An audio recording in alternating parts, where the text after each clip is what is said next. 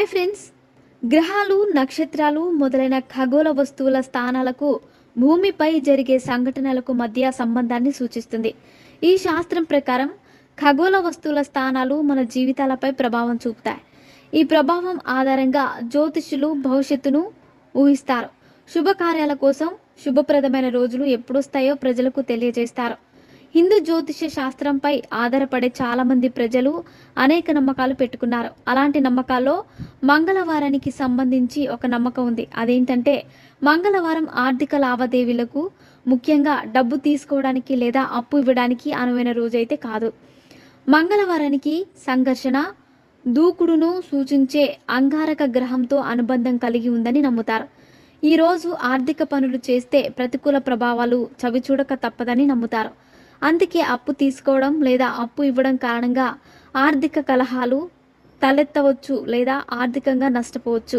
ముఖ్యంగా ఇచ్చిన అప్పు ఇతరులు తిరిగి చెల్లించకపోవచ్చు. ఇతర నష్టాలకు సైతం అవకాశం ఉండకపోవచ్చు. మంగళవారం జరిపిన లావాదేవీలలో జాప్యం, ఆటంకాలు ఏర్పడే అవకాశం కూడా ఉంది. ఇది ఆర్థిక లావాదేవీలను మాత్రమే ప్రభావితం చేయడమే కాకుండా జీవితంలోని ఇతర రంగాల్లో కూడా ప్రతికూల ప్రభావాలను చూపించవచ్చు.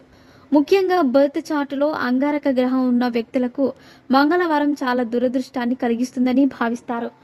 వీరు ఈ రోజున తీసుకున్న ఆర్థిక నిర్ణయాలు డబ్బుకు సంబంధించిన సమస్యలను దారితీయవచ్చు. మంగళవారం కుటుంబ సభ్యుల నుంచి అప్పులు తీసుకుంటే మనస్పర్ధలు తలెత్తుతాయి.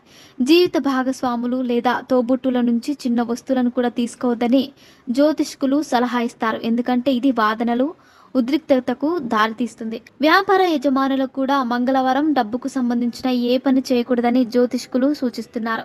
ఎందుకంటే ఈ రోజు ఆర్థిక లావాదేవీలకు అసలు అనుకూలమైనది కాదు. ఈ రోజున జరిగే లావాదేవీలు వ్యాపార శ్రేయస్సుకు ప్రతికూల ప్రభావం చూపుతాయని జ్యోతిష సంప్రదాయాలు చెబుతున్నాయి.